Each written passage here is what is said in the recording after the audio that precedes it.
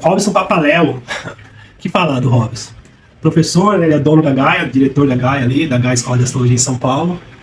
Tem uma bagagem aí, mais de 30 anos aí de astrologia, mais, né? Quase uns 40 e poucos anos. E eu pedi para ele falar sobre esse contexto de regente do ano, né? Que não existe regente do ano, por que não existe regente do ano. Ele deu uma palhinha também sobre os ciclos, né? De Urano, Netuno e Plutão, foi muito legal. E, enfim, foi um aprendizado, uma aula, né? Sempre ouvir o Robson é uma aula muito legal mesmo. Enfim, o que dizer, né? Robson Papaléu, vamos lá, você vai adorar. Por aqui, tudo bom? Tudo bem, que tudo legal bem, falar tudo com bem. você. Sempre bom. Prazerzaço. Saudade de você. Falar Saudade com de você. Eu que digo, Muito sempre bom bom. falar com você. Eu gosto de conversar. Ô, Robson, Diga. antes um pouco, de te contar um negócio, um caos. Outro dia eu tava nesses meus estudos e tal, fazendo meditação, e aí me veio, assim, uma sensação gostosa, assim, uma gratidão, por ser astrólogo, né? Assim, de reconhecer, de poder estudar, e me veio uma nostalgia e um sentimento, assim, de gratidão por você, né? Oh. Pela escola, pela Gaia. E eu lembro que teve a primeira aula que eu assisti, aí você falou assim, você vem aqui, 2014, assiste uma aula experimental, se você gostar, você fica aí, a gente vê como é que é, né? E aí eu sentei ali no meio, falou. E aí eu lembro que você, explicando os signos, isso eu queria te perguntar. Você comentou uma analogia entre Sagitário e Gêmeos, como oposição de crescimento do signo. Você lembra disso, não? Lembro, isso eu falo toda hora. É que é aquela coisa, os signos opostos. O pessoal fala, os signos opostos. Eles são muito parecidos, os signos opostos, né? Não lembro por que eu falei exatamente por causa de Gêmeos e Sagitário, que eu sou Gêmeos e Sagitário. Não sei por que eu falei isso, mas, enfim, eles são muito próximos, né? Então, o pessoal fala aqui que é o oposto complementar. Isso é coisa de geometria. Eu sou arquiteto de informação. Né? Isso é coisa de geometria. Na verdade, não são opostos, né? Eles têm posições compatíveis até, não é nem de confronto, que aparentemente é um contra o outro, né? Mas não, e nem de complemento, né? Isso é muito parecido se pensar naquela condição, se pensar no caso de Gêmeos e Sagitário, né? Os dois são mutáveis, né? E os dois são quentes, né? Todos eles se expressam de modos parecidos. Lógico, cada um de um modo diferenciado, porque são condições diferentes, um de fogo, né, de ar, mas tem essa condição, então eles têm uma proximidade, os opostos têm proximidade, né? Eles não são, você não tem que se tornar um signo oposto, como às vezes se fala por aí também, né? Você tem que usar o signo oposto. Não, você tem que usar o seu próprio signo. Na realidade, né, quando a gente vê a composição dos signos, né, eles todos se completam. Na realidade, é muito comum a gente falar uma coisa assim, que no mapa, né, quem já ouviu falar disso, que no mapa você tem todos os signos, e tem mesmo. Mas uma coisa que talvez seja mais interessante ainda, é que um signo tem todos os signos. É uma cadeia, é uma corrente, eles se complementam em sequência, né? Então, um é o decorrente do outro, e junto com o outro que ele começa a fazer a sua função.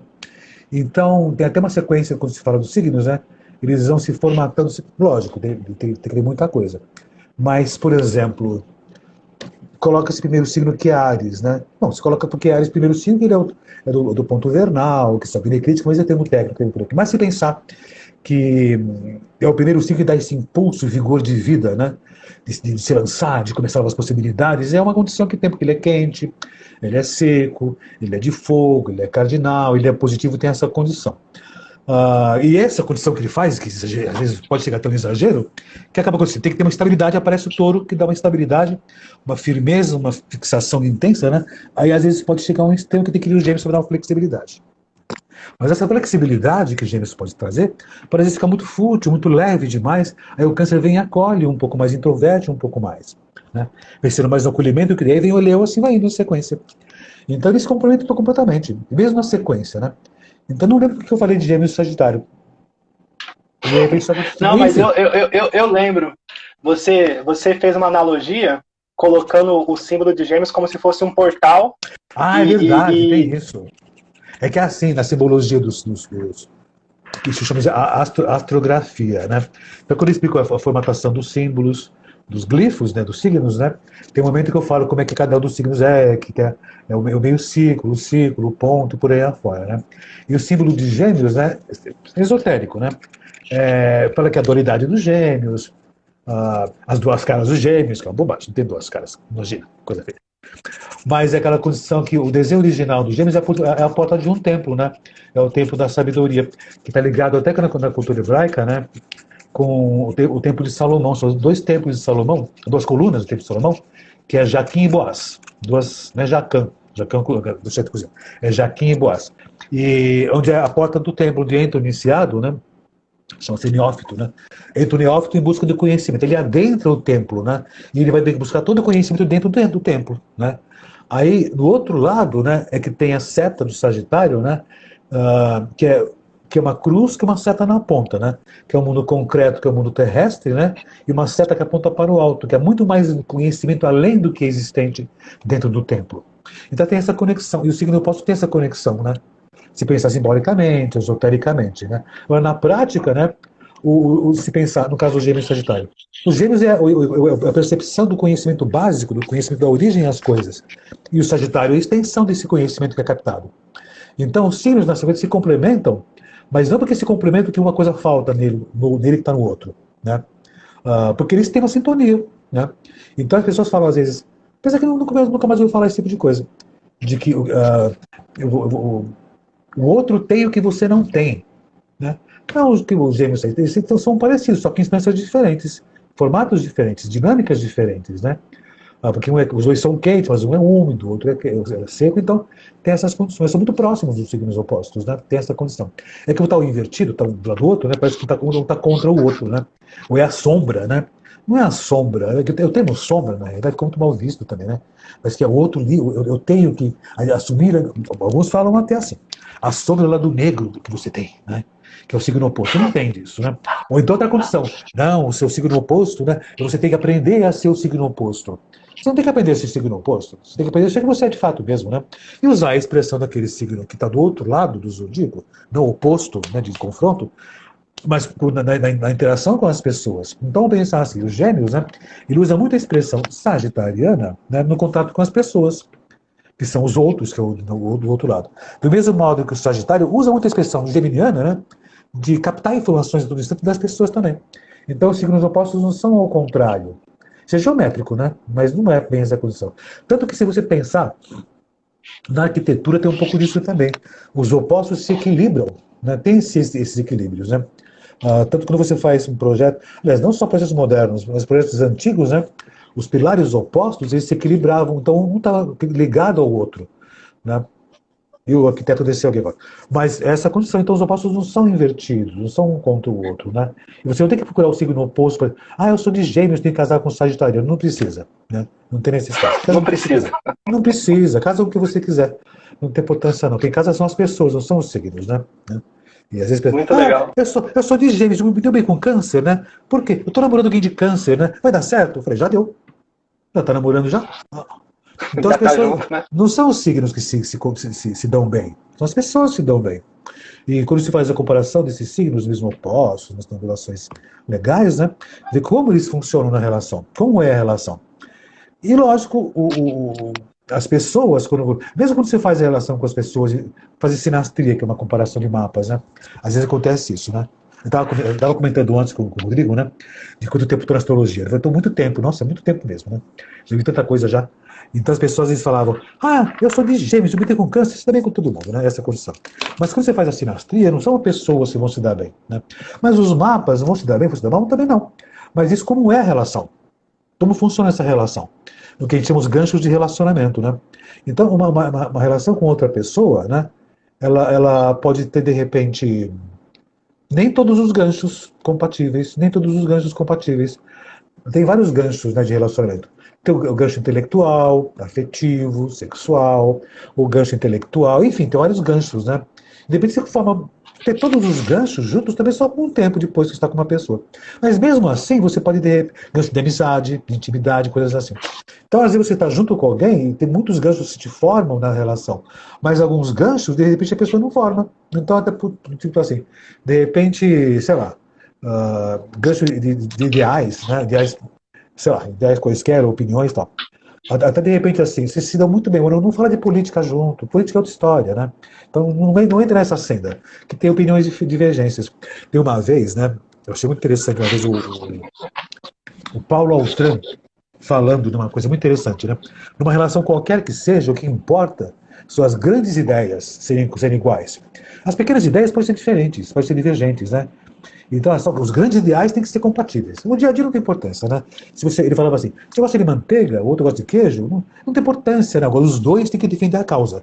Né? Se é a mesma causa, então vai dar bem a relação. As pequenas coisas do dia a dia não tem necessidade. Né? É até bom Dá que pra seja passar por diferente. cima. Dá, né? Então brigar por causa do queijo e da manteiga não precisa, né? Agora, se os ideais são os mesmos, né? A direção é a mesma, né? E tem os políticos que se não tem que mudar algumas coisas politicamente. Né? Mas se tem a mesma direção, então tá bom. Então tá ótimo, né? As pequenas coisas não têm importância, as pequenas coisas a gente releva. Ou briga e depois tá tudo bem, depois também não tem importância, aí não tem importância nenhuma, não. Então os ganchos, né, são importantes, mas talvez não se completem todos os ganchos, não. Talvez os ganchos todos não se complementem. Né? E nesse caso, né, os ganchos principais, não dá para dizer quais são os ganchos principais, mas os ganchos são importantes para a pessoa. Pode ser um gancho afetivo, de intimidade, sexual, o que for. Mas esses ganchos importantes podem ser interessantes. O gancho do signo oposto não é um dos principais, né? Mas é interessante também, é bom. E tem sim É para mais inspirar. Oi? É mais no sentido de conhecimento mesmo, né? De Claro. entender, compreender, É. para ficar mais fluente. Que nem Foi o pessoal, nesse sentido, né? Se você pensa, Ares e Libra, eles têm umas coisas parecidas, de impulso, né? Só que eu de fogo, tô de ar, né? Impulso de fazer o contato com as pessoas e impulso de fazer a vida acontecer. E se dão bem? Se dão bem. São complementares? Não, cada um tem as suas próprias funções, mas tem funções que são legais e conviver bem com o outro, né? Muito legal. A astrologia é muito importante, eu acho muito importante. Né? Mas não é tudo. Eu acho Não é muito legal. tudo. Não é tudo a astrologia, né? É uma pequena parte das coisas. O que pode ter mais são as relações com as pessoas, né? A astrologia, ela complementa as coisas, né? Ela explica algumas coisas, ajuda você a entender como são as coisas, mas a vida tem outras funções, a vida está na Terra, né? O céu está só nos observando, né? Tem os pensadores antigos, né? Que diziam que os deuses, os planetas, estão só nos observando. Eles não estão preocupados com a gente, tem mais o que fazer. Né? Os deuses, né? Os deuses têm mais o que fazer, cara, se preocupando com as suas coisas aqui na Terra. Né? Então, faça alguma coisa. E Deus faz uma boa parte também, mas ele tem mais o que fazer, ele fica preocupado com as suas coisas pessoais. Né? Faz alguma coisa. Reza, mas. Que nem aquela frase que se fala muito: a fé move montanhas. Aí move mesmo, mas entre uma reza e outra, põe a mão na montanha, pô, para empurrar um pouco a montanha. Aí reza de novo depois, né? Mas aí funciona bem. Né? A fé ajuda, mas só a fé não vai dar certo. Até dá. Mas vai demorar muito para mover essa montanha. Não tá mais isso, não. Muito legal. Muito legal. Então foi. Oi? Eu falei assim, muito legal. Então foi assim que eu me apaixonei pela Gaia e pelo Hobbes. Foi assim. Pois é. Eu sou de Gêmeos, você me conhece, já que eu falo muito, né? Não, tá tudo bem. A gente veio aqui para te ouvir. Mas é um presente sempre. E lembrar, é uma lembrança boa, assim, da seriedade e do compromisso da Gaia. E esse é Robson Papaléu, professor de astrologia, 44 anos fazendo astrologia, é isso, Robson? Ou mais? Eu tô com 65. Então, ó, eu estava até falando pro Rodrigo antes de começar o nosso bate-papo. Eu comecei a estudar astrologia, de fato, mesmo tinha 14 anos. Né? De fato, que eu digo assim, de entrar numa escola, tudo mais, que ler livro já todo dia antes já. Que o office boy eu comprava livrinhos antes. Mas de estudar assim mesmo, que era difícil estudar astrologia naquela época, né? Desde os 14 anos. E então, se pensar estudando e lendo sobre astrologia, não todo o tempo, lógico, né? Aí são 50 anos. Agora, que eu comecei a fazer astrologia profissionalmente, aí já tem 40 anos.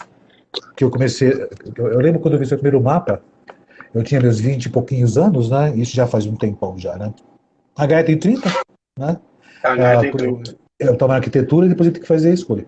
Então, só de Gaia tem 30 e de astrologia eu posso dizer que eu estou 40 anos trabalhando. Mas eu fiquei um tempão nas duas coisas, nas duas áreas, né? Mas 32 anos, aí eu fiquei só na astrologia. Mas eu falo da arquitetura toda hora também. Gosto muito. Muito bom. E usa ela, por sinal, né? Muito bom gosto. Usa muito bem. E aí é o seguinte, a gente veio hoje para falar do regente do ano. E aí tem uma curiosidade, né? A minha esposa, ela gosta de astrologia, isso é um papo nosso em comum. Ela conheceu outros astrólogos e tal. E quando eu falei para ela que não existia essa coisa de planeta regente, ela me olhou com a cara de assustada e falou assim, nossa, mas eu sempre pensei que tinha. Eu acreditei muito nisso. Não tem. Eu falei, não, nessa condição não. De um planeta regente para cada ano, acho que não. Desse jeito não. E para ela foi um choque. As pessoas se chocam muito. Tem uma coisa muito, muito doida, né? O Brasil, lógico, não é só isso que identifica um povo, né?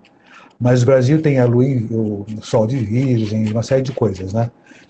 Mas tem o sol de casa 8, enfim, uma série de coisas do mapa do Brasil. O Brasil é muito burocrático, né? Tem uma burocracia muito grande no Brasil também. E essa coisa meio burocrática pega todas as instâncias do país também, lógico, né? E essa coisa burocrática, né? Se pega muito, de modo sintético, explicando isso, né? A conceitos rápidos, dinâmicos e prontos com tabelas. Tem tabela, então, lógico. Então é assim. E a astrologia também não deixou de ter essa Não condição. foge. Não foge, né? Então tem um monte de tabelinhas, né? Muita tabela, e o pessoal adora uma tabelinha. E no Brasil, na verdade, isso começou. Bom, a história é longa, né? Mas não vou contar toda a história, porque são quase 3 mil anos. Mas nos tempos do início da astrologia, né? A astrologia ela começou muito na percepção do tempo também, na medição do tempo. De uma necessidade que existia de se marcar tempo, uma necessidade até de sobrevida, para saber como era primavera, verão, outono, inverno, ou então ainda nem tinha esses nomes, mas era a necessidade de saber quando plantar, quando colher, quando se resguardar, quando se preparar para as guerras, enfim, essa coisa toda. Então a marcação de tempo foi uma coisa muito importante, marcar tempo de fato mesmo, né? E ao marcar tempo de fato mesmo, né? O céu obedece uma ordem, né? Mecanicamente falando, né? E a natureza obedece uma ordem também. E não se sabe que em certas épocas do ano é colheita, plantio e, enfim, todas essas condições naturais. Por causa dessa condição, então, aconteceu o seguinte, né? Foi feito nos tempos antigos, muitas culturas egípcias, tal, tabelas para quando começavam certas coisas. Tabelas como é o calendário, que é uma tabela, se você pensar, né? Ligado com o tempo, lógico, né? E tabelas naquele tempo, né, que estavam ligadas com o céu, que era a divindade, que era a natureza, né? Então surgiram uma série de outras ordens, organizações, né? E dentre elas, na época dos caldeus, e isso é por volta de 500, 700 anos antes de Cristo, né? Tinha umas tabelas dos caldeus, que estavam ligadas com a astrologia também, que era a mesma coisa que a astronomia e a agricultura. Então, fez umas tabelas meio que orientando as pessoas, né? Como seria o tempo, como seria o ano. Então, recomendando tal data, tal coisa, tal data, tal coisa. E a primeira tabela que surgiu foi dos dias da semana. Sabendo que eram 7 dias, que eram as fases da lua, que duravam 7 dias e por aí afora, né? E como é uma coisa muito ligada com religião, que não é hoje, lógico, não é a mesma coisa, mas aqui também ligado com religião, então o que aconteceu foi o seguinte, né? Definir os dias da semana. Segunda-feira, dia da lua, e assim foi, né? E nesse caso acabou acontecendo o quê? É da estrela cabalística de 7 pontas. Eu não consigo mostrar slide por aqui, eu estou até vendo por aqui. Mas é uma ordenação dos dias. Como fosse uma orientação para você poder fazer as coisas acontecerem. A Cabala usou muito isso também, os caldeus, algumas religiões, e o calendário civil ficou baseado nessas condições de 7 dias da semana. Da estrela de 7 pontas, tem uma ordem de se colocar. Fica do primeiro dia, o dia do sol, Sunday, Dominus Day, Sunday, né, como tem umas línguas. Em português não é de segunda-feira, terça-feira, mas em outras línguas você vê o nome dos planetas, né? Em espanhol, em francês, até em italiano também, o nome dos planetas. E começa o dia, a semana começa no domingo, Dominus Day, que é o dia de si, o dia do Senhor, dia da luz, você se posiciona perante a vida. Aí depois tem a segunda-feira, que é o Moon Day, né? E outras que tem lunes e por aí afora, onde você começa, então, a perceber a necessidade de acolher as pessoas. Mas, isso é uma orientação, uma sequência simbólica. É como uma orientação. Terça-feira, né, é dia de imagem, você tem que começar a luta, a batalha mesmo, para se colocar perante a vida, né? Aí depois tem a quarta-feira, que vai divulgar, dia de Mercúrio, divulgar as coisas, divulgar o que você faz, ligado ao comércio, do que você plantou e estava colhendo por aí. Aí depois a quinta-feira, que era o dia de Júpiter, né? Você expandir, olhar muito mais adiante tudo isso. Depois a sexta-feira é dia de Vênus, dia da balada, sextando na balada na sexta-feira, para aproveitar a vida, né? Das paixões, né? Aí o sábado, que era um tempo de colheita, desculpe, um tempo de parada de tempo. Você avaliar como foi o seu tempo de Saturno, né? Aí depois voltava o domingo de novo. Então era uma orientação como deveria ser uma sequência. E por sinal, né, tem várias sequências interessantes. Se você pegar Hermes Trismegisto, dá para fazer uma correlação com isso também, viu, se pensar. É uma sequência de informações quando as coisas funcionam bem. E essa condição dos dias da semana também ter essa função, também serão isso, dias da semana. Mas depois, aí pensou-se outros grandes ciclos, né? Que por isso colocar esses ciclos também nos anos, né, planetários. Então pensou-se, dos caldeus isso, né? Grandes ciclos de 3 vezes 12, que 3 vezes o grande, 12 tempos, 12 ciclos, por aí fora, né? Então sempre grandes ciclos. primeiro ciclo foi o ciclo de Saturno, isso do ano 1 a 36. Aí depois, na sequência, eram os outros anos, ciclos de 36 anos planetários, né? Tanto que o último ciclo de 36 anos que nós vivenciamos, que foi de 81 a 2016, foi o grande ciclo do Sol. 2017, que vai até 2052, é o grande ciclo de Saturno. Isso é simbólico, não é astrológico isso, né? E esses grandes ciclos, né, têm divisões de tempo. E vai seguir também a mesma estrela de 7 pontas, né? Onde, por exemplo, ano passado foi o ano de Vênus. Aliás, em termos, né? De novo, isso não é real. Isso é simbólico, folclórico. Ou pode-se falar que é mais agrícola, talvez isso, né? Simbólico. Então, ano passado, que vai acabar astronomicamente em 21 de março, quando começa o outro ano, né? Foi o ano de Vênus. Mas não teve nada de Vênus, se você pensar. Agora, nessa tabela seria o próximo período para o ano de Mercúrio. Mas também não tem. É uma linguagem simbólica, que não tem nenhum efeito astronômico, nem astrológico. Ô, Robson, pegar o gancho, só para ver se a gente consegue causar mais polêmica. Mas é o seguinte, então, o processo simbólico é uma história contada por uma certa orientação ou desorientação, mas não tem nenhum estudo, não é uma coisa astronômica, não é uma posição que a gente acha no céu. É uma questão, assim, de orientar. É um conto. E aí, hoje, a gente sofre consequências de muitos contos sendo contados levianamente, um monte de gente contando história, só que sem uma base de uma astrologia. E aí se confunde e vira esse monte de conto, um monte de história que a gente tem que desmistificar. É isso? Só no Brasil. É só no Brasil que tem isso. Sério? O mundo inteiro não sabe disso. O mundo não sabe. Vocês usam isso? Onde é que vem isso? São dos caldeus. Vocês usam esse negócio, o mundo inteiro não entende como é que a gente faz esse tipo de coisa. Né? Nem as culturas esotéricas fazem esse tipo de utilização. No Brasil, né, adoro uma tabelinha da história, né? Quem trouxe esse tipo de conceito antigo, né, foi o Almanaque do Pensamento, que começou em 1912, se não me engano, né, e colocou os almanaques colocam tabelas, né, e no Brasil colocaram uma tabela, a tabela dos caldeus. Então surgiu esse negócio no Brasil, mas nunca ninguém sabia desse tipo de coisa. Não existia esse tipo de coisa. Mas é divertido, né? Eu vender o almanaque. E todo ano sai essa condição ainda, né?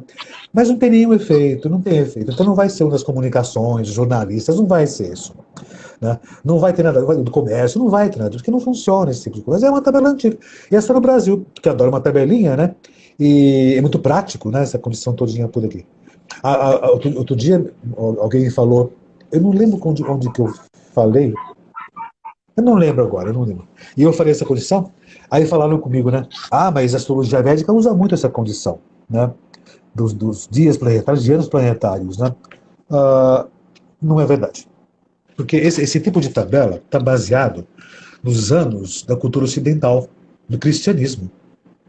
Então a astrologia védica não usa em nenhum momento esse calendário cristão e ocidental. Né? Então é um outro tipo de conceito que tem na astrologia védica ou esotérica, que é outra situação que é bem diferenciada. Né? Mas é um calendário cristão, começando no ano 1 de Cristo. Né? Ou seja, né? É o calendário que era juliano, depois tornou-se gregoriano. Né? Então é uma cultura ocidental. Então, e é só no Brasil que se sabe disso. Então no mundo inteiro não se usa esse tipo de condição. Teve também, muito tempo atrás, né, o Omar Cardoso não comentava essas coisas. O Omar Cardoso é um astrólogo muito antigo. Ele não comentava essas coisas. Né? Teve um colega nosso, o Zeferino, que já foi embora, por sinal. Ele ficou na televisão há muitos anos, né, na TV Tupi, se não me engano, não lembro. Né? Ele chegou a comentar um pouco na televisão que tem essas tabelinhas. Era como curiosidade, né? Mas não como uma coisa funcional, não uma coisa astrológica. Que esse é o ano do Sol, esse é o ano de Mercúrio, esse é o ano de Marte, né? Você vê o ano de Vênus, ainda se pensar nessa condição, que é o ano astronômico, né, quando o Sol vai acabar o ano, né? Ano de Vênus. O que teve de Vênus esse ano por aqui? Agora, você pode distorcer tudo, se quiser. Mas foi o ano que as relações afetivas foram reavaliadas. Isso se reavalia todo o tempo, né? E esses mitos, na realidade, né? Quando a gente entra na astrologia, né? A gente não perde a visão espiritualista das coisas, não perde mesmo. Até amplia até. Mas nós ficamos mais racionais, mais lógicos. Mas quando você estuda astronomia, vê esses conceitos tolinhos. Porque uma coisa, por exemplo, quando você... Mas está dos mitos de verdade, né? Do planeta retrógrado, que tudo volta para trás, graças a Deus já está acabando essas condições. Falou-se muito errado, que dava tudo errado, e não dá tudo errado. O planeta retrógrado está mais próximo da Terra, se você ver astronomicamente, né? Está mais próximo. É excelente momento para você poder revisar aquelas coisas, e revisar não é porque está indo para trás, é porque está mais próximo, digamos, o estímulo dele. Porque os planetas não enviam raios para nós por aqui. Mas o tipo de expressão que ele estimula pode ser observada. Observada não de olho, mas se percebida no nosso entorno. Então, se Mercúrio fica mais próximo, então é um excelente período para você poder fazer o quê? Revisão de coisas, de estudos, de planilhas, de apostilas, o que for. Então, aproveitar essas condições. Quem percebeu essa condição da retrogradação foi o Copérnico, né? E outros também, lógico, né? Muito antigos. O Copérnico ele viu essa condição que tudo existia numa ordem celeste, né? E nessa ordem celeste acontecia, né? Existia um momento que tinha desordem celeste. A desordem celeste, quando o planeta do céu ele ia para trás. E o Copérnico, né, que já estava no isso, 1600 e pouquinho, não antes, enfim, por aí. Eu olhava, eu não entendia por que ele vai para trás do planeta. Como é que pode? E dizia que tinha o Mercúrio retrógrado, ou quem fosse retrógrado, né? Existia o desastre, né? Que era contra os astros, o desastre, né? Desastros. Né? E ele via que não tem nenhum tipo de complicação. Complicação acontece toda hora. Mas ele percebeu que não tinha movimentação estranha, né? Que até aquele tempo a percepção que a Terra era o centro do universo, né? A igreja sabia que não era, mas isso é outra história, muito longa. Mas aí ele percebeu essa condição, né? Foi? Não pode desmentir tudo de uma vez, não. Vamos devagar. Não pode Não desmentir desminta as tudo assim de uma coisas. vez. Não, não estou desmentindo, né? Eu também não tenho verdade. Se alguém de repente outra condição, me explica que eu posso até mudar de opinião, né? Ô, Robson, Oi. deixa eu te fazer uma pergunta. Duas em uma só, né? Então, primeiro, eu penso que esses mitos, né, essas histórias, esses contos, de alguma forma eles beneficiam, porque mantém a astrologia na mídia. Isso traz essa popularidade, esse lance do encanto, também das pessoas se encantarem, quererem ouvir, quererem saber, e a gente vai lá e depois explica, mas esse primeiro contato vem por aí. E depois, pensando também numa astrologia vinda, né, desses estudos antigos, e hoje essa linguagem moderna, ela também precisa se modernizar, e esse é um caminho, essa bifurcação é perigosa, nesse sentido de modernização da astrologia. A astrologia passa sempre por ciclos, né? Então, sempre, ciclos de popularização que eu acho ótimo, né? Estamos vivenciando, está acabando esse ciclo já, ficou muito em pauta, muito na moda a astrologia, nossa, todo mundo fala, né? Mas fala de modo muito superficial. Isso às vezes é ruim para a astrologia, porque ela é divertida a astrologia, né? Mas aí as pessoas começam a perceber que não é só isso a astrologia, tem muito mais a ver, muito mais profundidade, muito mais embaixo do negócio, né? Aí as pessoas começam a buscar mais possibilidades, mais verdades. E isso, depois dessas fases do modismo da astrologia, favorece bastante. Sempre foi assim desse modo. E atualmente, né, estamos saindo dessa fase de ferféus todos, né? E o pessoal começando a querer buscar uma astrologia legal, para entender realmente o que acontece. Com outras explicações e tudo mais. Então, é uma fase interessante, né? Lógico, durante a fase mais popularesca, né? Nada contra que eu acho interessante, mas ele chega num ponto e fica escrachado, né? Depois desse ponto, aí começa a ficar melhor. Um absurdo, né? Aí começa a ficar mais interessante, né? Porque aí o pessoal fala bobagens aos montes, tem por aqui. Aí a pessoa começa a ficar mais racional, mas, poxa, não é bem isso, deve ter outra função. O que acontece? A gente começa a explicar para as pessoas o que é de fato, né? E as pessoas voltam o interesse para a astrologia. Então é uma fase que as pessoas estão buscando mais uma vez. Uma outra fase da astrologia, né? E tem outra coisa, né? Estamos no século XXI. A astrologia, ela não muda nunca. Os planetas são os mesmos, não muda nada, né? O que acontece é outra percepção que nós temos do céu, dessas funções. Tanto que, por um tempo, né, ficou muito mal visto o termo astrologia moderna. Bom, tem a astrologia popularesca, né, que é ruim, mas divulga, né? A astrologia popular, que é a dos signos, que não é só signo, o mais importante é planeta, na realidade, né? E a astrologia tradicional e clássica, que são as bases clássicas da astrologia, né? Que está corretíssimo. Estamos no século XXI. Eu respeito muito, eu até uso a astrologia clássica até hoje também. Mas estamos no século XXI. E ficou muito mal visto ter uma astrologia moderna. Porque o pessoal que lida com a astrologia tradicional ou clássica, né? Fala muito mal da astrologia moderna, confundindo com a astrologia de jornais, de televisão, de blogs e por aí afora. Então eu estou evitando falar esse termo astrologia moderna. Eu digo astrologia contemporânea. A astrologia contemporânea, né, é a astrologia de hoje, baseada em todas as astrologias, ou todos os estudos de todos os tempos antigos. Então, um bom astrólogo, né, tem que fazer o quê? Estudar todas as áreas da astrologia e trazer os tempos modernos, que é a astrologia contemporânea, do nosso tempo de hoje. Estamos no século XXI, né, e avançou muito a ciência também, né? Talvez não explicando totalmente o efeito astrológico. Apesar que tem muitas pessoas da ciência que entendem o efeito astrológico. Então a gente se percebe que existem algumas coisas na astrologia que podem ser muito bem possíveis, em termos de estímulo, de percepção. E é uma coisa muito interessante, né? O que talvez possa ajudar muito a explicar o que é efeito astrológico, né? A história de um cara que no comecinho do século XX, década de 20, se eu não me engano, né? Ele, né, com uma observação infinita do mundo, né? Era um pisciano doido de tudo, né? Que era o Albert Einstein. Tá na biografia dele, comentei isso, que ele não estudou astrologia, mas ele tem a noção do tempo e espaço relativo, né? Da relatividade. Disse, e alguns muito confirmam isso, que ele teve contato com uma pessoa que falava de astrologia. E explicou corretamente o que seria astrologia. E disse que ele falou, não sei as palavras exatas, que está na biografia dele, mas ele falou, esse negócio tem sentido. É uma coisa que deve ser estudada. O efeito celeste, ou universal, ou o efeito cósmico sobre o ser humano. E quando eu falo efeito cósmico, né, não é efeito mágico. Nós estamos inseridos num sistema cósmico que está tudo integrado. E essa condição do tempo e espaço relativo do Einstein, né, a gente consegue também perceber que pode explicar previsão, progressão secundária, direções primárias. Se pensar o tempo e espaço relativo que o passado, o presente e o futuro acontecem simultaneamente, então eu consigo observar uma coisa que pode vir a acontecer no futuro, ou como é essa direção no futuro, né, baseado em algum tipo de coisa mais concreta, mais científica, ou mais plausível, né? E lógico, sabendo isso, então vejo como eu posso administrar essa passagem no tempo por aqui. A gente não adivinha a astrologia, de jeito algum. Mas posso dizer, olha, a tendência é passar por esses fatores, né, por esses vetores. Aí sabendo como é esse futuro, né, entre aspas, que já está acontecendo, quando eu chegar lá eu administro da melhor maneira possível. Aí tem sempre de um filme que é muito legal, que é o Interestelar, que é muito legal, por sinal, né? Que dá essa condição de explicar muito a teoria do tempo-espaço relativo e por aí fora. Então a astrologia tem uma fase bem boa. Né? E vai ficar boa daqui a diante também. É uma fase bem boa.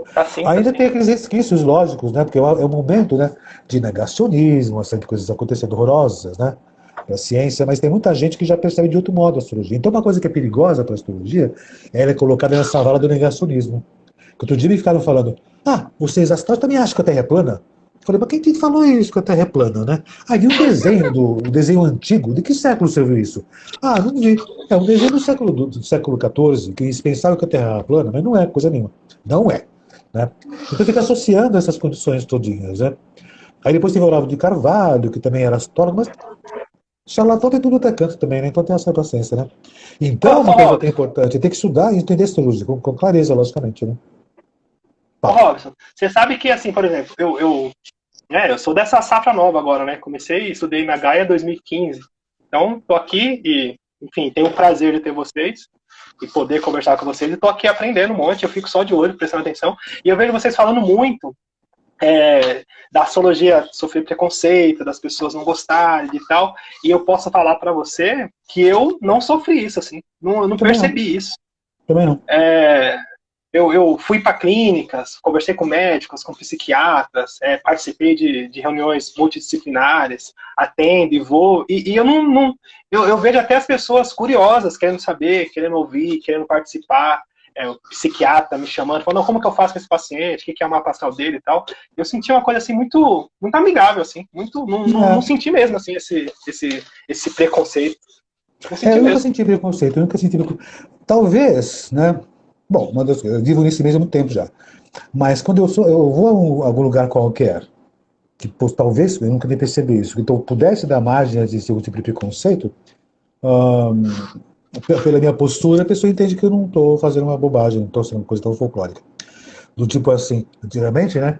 As pessoas falavam, você acredita em astrologia? Eu falava, acredito, claro, que defendia veementemente, né? Isso já há muito tempo, muitos anos, nem sei quanto tempo. Eu respondo diferente, posso mudar a qualquer instante surgindo. Mas eu respondo perfeitamente bem. Você acredita em astrologia? Eu falei, não. Acredito em Deus, nos anjos, também isso eu boto fé. Nos orixás, isso eu boto fé. Mas em astrologia eu não acredito, não. Nem em arquitetura eu acredito. E nem em medicina. Eu vejo funcionar as coisas. Eu não acredito no verão, eu vejo o verão funcionando. E eu entendo a astrologia como um efeito natural, na natureza funcionando. Então não tem nenhum tipo de crença. Crendice. Né? Então não é para acreditar, eu vejo funcionar as coisas. Então, por conta disso, quando a gente entra na astrologia, né, a gente perde um pouco dessas coisas mais místicas, mas fica mais racional. E até quando as coisas são mais místicas, você dá outro tipo de avaliação. É como se mesmo as coisas místicas têm sentido, quando você vê uma coisa mais lógica, né? O que é místico tem sentido, mas numa outra dimensão, num outro tipo de padrão. Então, mesmo o esoterismo tem sentido, quando bem explicado, não porque é, né? Mas quando você chega com uma postura de saber o que está falando, né? Aí você consegue então se colocar muito bem. Eu nunca sofri preconceito, nunca mesmo, eu nunca dei mais esse tipo de coisa. E quando se dá alguma situação, se teve alguma margem nesse sentido, né? Eu expliquei, não, eu não acredito não tenho essa condição, né? Enfim, não que eu nunca sofri isso não. Se eu sofri, não percebi. É, não Não sofri. tem o que sofrer, né? Não. Agora, se de repente você sofre algum tipo de preconceito, né? Das duas, uma, né? Você tem que explicar para a pessoa o que é esse negócio, né? Ou então fala, o que você acha que é astrologia? Né? Teve um amigo meu uma vez, né? Ele falou, estava num programa de televisão, isso eu lembro muito bem. Naquele tempo que se colocava astrônomo, astrólogo, tudo junto, né? E aí tinha um astrônomo que estava discutindo com ele, que também era astrofísico também, né? Astrólogo também, físico, né? E engenheiro. E o astrônomo falou, batendo boca com o astrônomo, vocês astrologia são, bobagem, sei o quê. E ele defendendo a astrologia, esse amigo meu, astrólogo e astrofísico, engenheiro, né? Aí passou um tempo depois, esse amigo meu falou para o astrônomo, me diga uma coisa, estamos discutindo sobre astrologia por aqui. Eu estou defendendo e está rebatendo. O senhor é o quê? Ele perguntou. Eu sou astrônomo. Eu falei, eu também sou. E sou engenheiro físico também. Me diga uma coisa, eu consigo discutir com o senhor sobre astrofísica e física e algumas coisas nesse sistema. Me diga uma coisa, o senhor já estudou astrologia? Não, eu nem quero saber. Aí ele falou, então eu vou conversar mais com o senhor. O senhor quer discutir uma coisa que o senhor não conhece? Então vai tomar banho. E ele levantou e foi embora. Então a astrologia é muito mais do que não é uma crença, é coisa nenhuma, tem base, né? E alguém escreveu aqui que a astrologia é uma linguagem. Não é só uma linguagem, é uma percepção da natureza, né? Uma linguagem, você forma uma linguagem. Ninguém criou a astrologia. Na realidade, percebeu-se a astrologia. E decodificou-se esses sistemas todos. Então, enquanto a gente entender e divulgar que você acredita nos signos, isso é ruim para a astrologia. Né? É porque é. Por que o Áries é assim? É porque é. Não, tem um significado, tem um porquê que eles respondem esse padrão. Porque ele é quente, seco, é de fogo, é cardinal. E o que é isso? Tem que estudar para entender o porquê que são essas condições. Tem os Satanás, precisa falar mal dos signos. Não tem signo, tem gente ruim, não tem signo ruim. Não existe isso, né? E até tem a percepção que a astrologia não é só signo.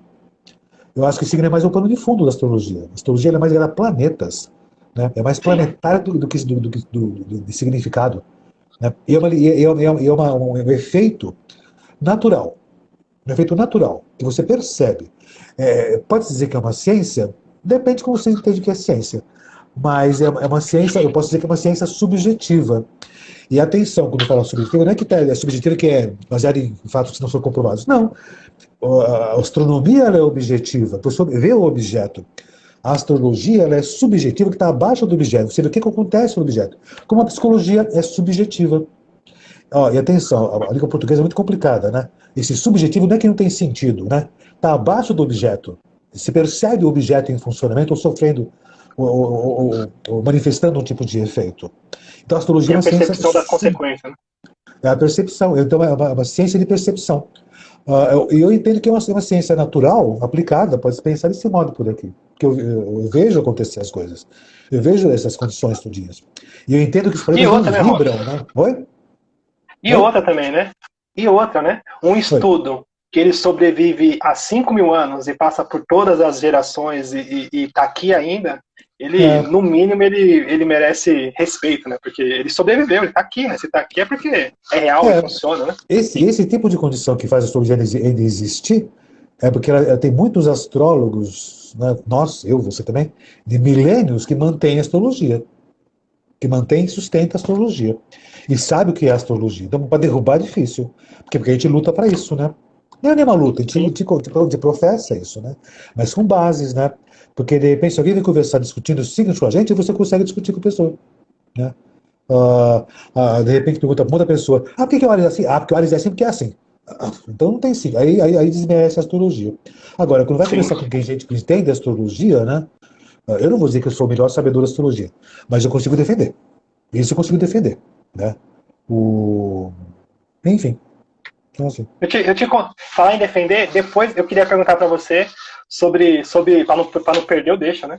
Júpiter entrando em Netuno, não, fazendo conjunção com Netuno agora, esse Vai ano, no meio fazer. do ano. É bom. Mas antes disso, nesse lance de defender, eu lembro muito, eu sempre conto esse caso, né? Então, eu apresentei astrologia nas clínicas e tal, e aí tinha uma clínica renomada, né, de um poder aquisitivo grande, eu falei, eu quero entrar naquela clínica ali, né? Eu coloquei isso como meta e marquei a reunião com o dono da clínica.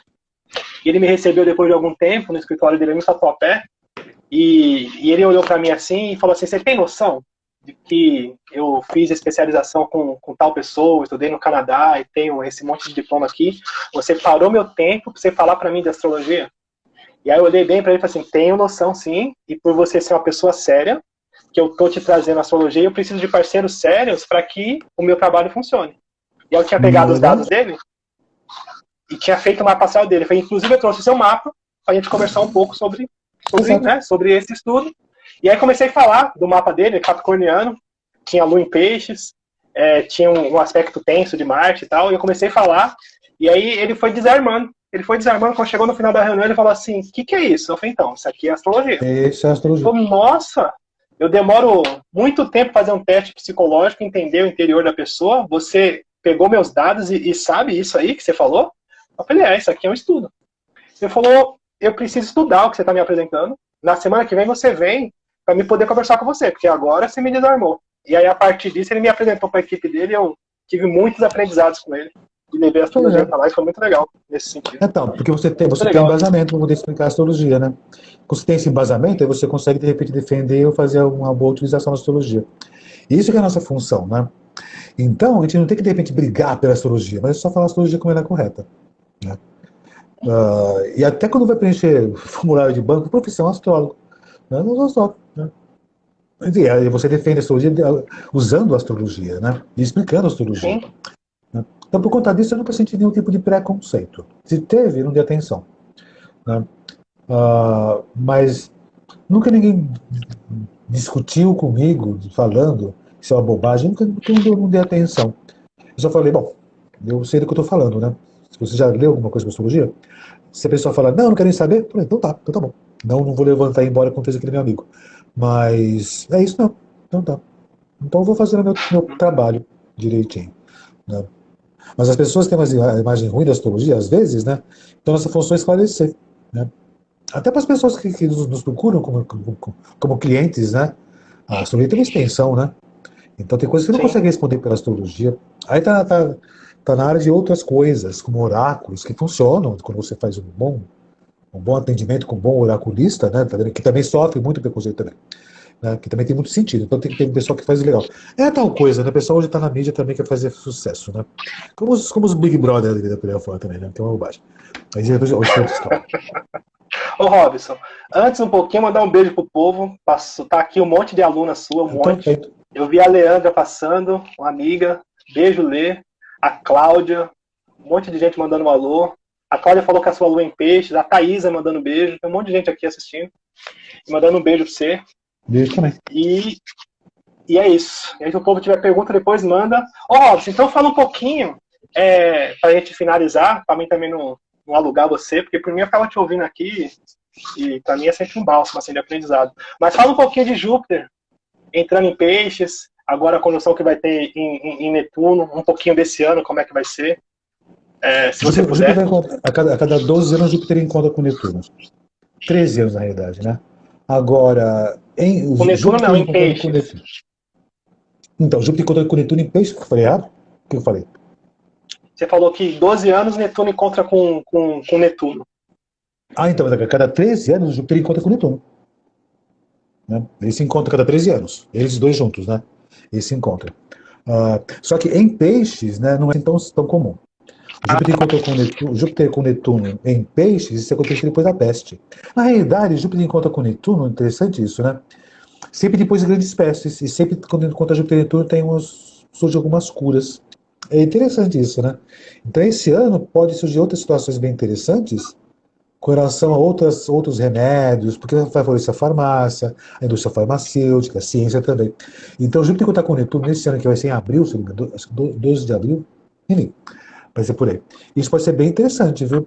Vai ampliar muito também a questão da espiritualidade, mas não ser espírita, mas a percepção de um outro mundo além do que é o visível, de outra percepção do que é a realidade, das necessidades das pessoas. Até com o Saturno passando por Aquário, né, vai favorecer muitas essas condições das pessoas voltarem a atenção para a coletividade. E o Júpiter com Netuno, né, pode ter maiores voltares as atenções para a espiritualidade no sentido de perceber a necessidade das pessoas. É evidente que tem se falado muito do Júpiter em Peixes, Júpiter com Netuno em Peixes, né, que vai ser onde confusão, a fake news.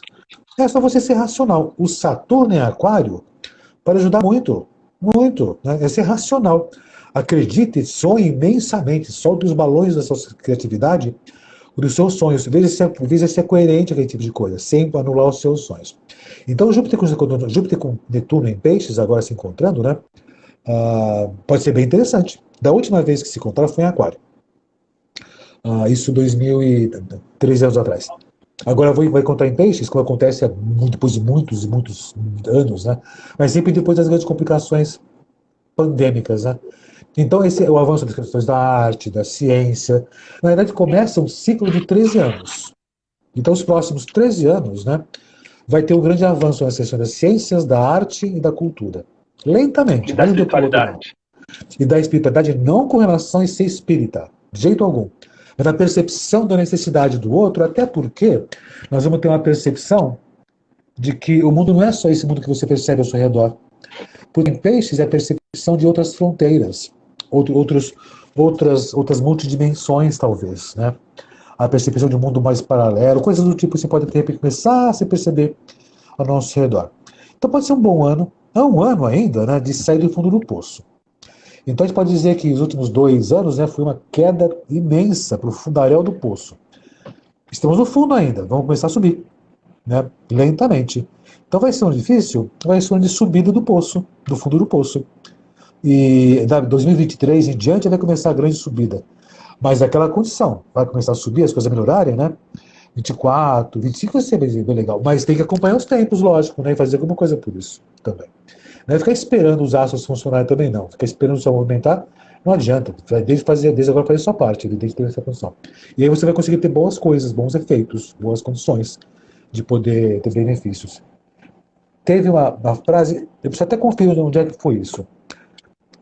Que a Celisa Beranger, minha amiga, amigona, ela repetiu numa live aí também, uma frase que eu vi também, alguém falando na televisão, eu não sei se foi o Pedro Bial, enfim, alguém falou por aí, que é mais ou menos assim, que 2020, né, uma palavra que pode resumir, foi luto. 2021 foi vacina, né, e 2022 é um ano de esperança. Tudo pode voltar, tudo pode ficar melhor, se você fizer alguma coisa. Porque Saturno continua passando por Aquário. Então a responsabilidade pela sociedade, pela coletividade é uma coisa das mais importantes que tem. Né? Não adianta você esperar a ciência, a espiritualidade resolver as coisas. É fazer alguma coisa em prol dessas situações todas. Então é importante fazer isso. Tem que fazer isso. Certamente. O Urano continua passando por Touro ainda, né? Então é remodelar, refazer esses conceitos que estão associados à economia. Parece muito que são os bitcoins com o Urano em Touro. Não é só bitcoins, né? É muito mais do que isso. É rever o consumo, rever a ecologia, rever o que nós estamos fazendo com o planeta, como já aconteceu 84 anos atrás, quando o Urano passou por Touro. Entendeu? Tá girando aqui, estão me ouvindo ou não? Vocês estão Estamos te ouvindo. Estou te ouvindo, estou te vendo bem. Tá com o anelzinho girando na sua cara por aqui. Mas, tá carregando? Mas eu tô falando aqui. Eu vou falando, né? Estou te ouvindo. Mas vai ter muitas coisas interessantes. Mas Júpiter com Netuno vai ser bem interessante. O novo ciclo está ligado às artes, né? E as também, dessa condição. O que salva a humanidade é a arte e a ciência. Isso salva a humanidade. E agora vai ser marcada essa condição. A arte e a ciência vai salvar. As evoluções sempre são colocadas, são iniciadas na arte. E a arte não é só de fazer desenhos, que também é uma arte, né? Mas é fazer as pessoas perceberem novas possibilidades. Então a arte vai ser um grande impulso também, certamente que tem. E essa grande conjunção Júpiter-Saturno que aconteceu em Aquário tempos atrás, pouco tempo atrás, que vai ser um outro tipo de conceito social que está começando nesse mundo agora daqui em diante, né? Que vai ser os próximos 30 anos também. Tem muita coisa acontecendo por aí também, interessante. Mas vai ser um bom ano, se você quiser que seja. Se você quiser achar que vai ser um ano ruim, vai ser pior. Né? Subida no poço agora. Né? E existe uma luz no fim do túnel, ou no topo. Né? Olha para cima, porra. Olha para cima. Né? Olha para cima. Isso eu tenho falado. Olha para cima, né? Tem que olhar para cima, né? Isso foi o que eu coloquei até na frase dos Reis Magos. Olha para cima, né? Que a luz está lá no céu, né? A luz está no alto, né? Mas com os pés no chão. Olha para cima com os pés no chão, né? Então vai ser que tem que ter atenção com mentiras ainda, no mundo inteiro? No mundo inteiro. Mas é preciso modernizar as coisas, com atenção, com cautela, isso é preciso. Houve um tempo uma necessidade de se arrumar uma desorganização. Foi necessário que tinha uma certa desordem acontecendo. E foi importante, já passou o tempo, só que essa organização que levou a umas certas ordens se enrijeceu, se tornou um conservadorismo caquético e sem sentido algum. Agora, de repente, renovar, fazer o novo acontecer. Então, derrubar esses formatos antigos de conservadorismo sem sentido algum, né? De negacionismo e tudo mais. O céu está colaborando para isso. Mas você tem que acompanhar o céu, né? Tem que acompanhar o céu. E não ficar esperando o céu fazer as coisas acontecer. Então faça alguma coisa em prol ao céu também. Aproveite, siga o céu, né? Seguindo o céu, você vai ter boas condições aí para o futuro. Sim, sim. A esperança, né? Ô, Robson, A esperança queria é agradecer. trabalho também. Sim, sim. Tô ouvindo. Sim. Tá me ouvindo? Tá me ouvindo? Tô ouvindo quebrado, mas tô ouvindo. Então tá bom. Robson, eu quero agradecer a oportunidade sempre de estar com você. Se você puder falar da Gaia, do curso, de como achar, como falar com a Gaia, eu acho que é sempre bom falar. A Gaia é maravilhosa. A Gaia tá aqui no Bexiga, em São Paulo. Né? A Gaia tá aqui no Bexiga, o lugar que eu gosto tanto, o Bexiga. Né? E a Gaia é fácil de achar. Se procurar Gaia, escola astrologia. Eu tomo conta da Gaia, né? Eu tenho essa função. Eu tomo conta da Gaia por aqui. E pode vir aqui quando quiser. Ou visitar, ou mandar aí o WhatsApp, o que for, eu tô por aqui. Né? Me acha no Instagram. Se me acha fácil também no Instagram, me acha fácil na internet também. Tem tudo que tá canto por aí. É facinho, é facinho. Ah, Natasha. Natasha tá sempre pertinho, Natasha. A Gaia é melhor. Beijo, Natália. Natasha. Natasha veio em São Paulo outro dia aqui, veio visitar a gente por aqui. Que legal. Beijo. Então é isso, Robson. Eu que te agradeço. Beijo pra você muito. Obrigado. Eu falo muito, né? Eu falo sem parar. Não, tá Mas eu sou certo. de Gêmeos. Eu sou de Gêmeos, né? Tá tudo certo. Te ver aqui para te ouvir. Sempre bom te ter próximo, ter você como referência. E é isso. Tamo junto aí. Vamos que vamos. Obrigado. Obrigado a por você. Tudo, pela astrologia, pela Gaia. E vamos que vamos. Vamos com esperança e colocando ação. Tenha um bom ano, né? Faça as coisas acontecer. Olha para cima. Olha para cima, com o pé no chão. Mas tem que fazer acontecer. Esse ano vai ter isso. Quem atravessou 2020 e 2021 vai atravessar 22, se quiser, né? E quem se sustentou consegue sustentar mais ainda também. Tem muito chão pela frente ainda. Tem muita coisa pela frente ainda. Mas é bom, é sempre bom. Se você quiser que seja bom, tem que fazer ficar bom. Agora, se você achar que vai ser difícil, vai ser pior. Porque vai exigir muito esforço. Vai exigir muito esforço e competência. Esse ano vai ser preciso isso. E não espera. A esperança não é esperar. Né? A esperança é acreditar e fazer a coisa acontecer. Não espera. Tá certo? Beijo, Robson. Muito obrigado, João. Tamo junto. Sempre às ordens. Beijo pra vocês todos aí. Tá bom?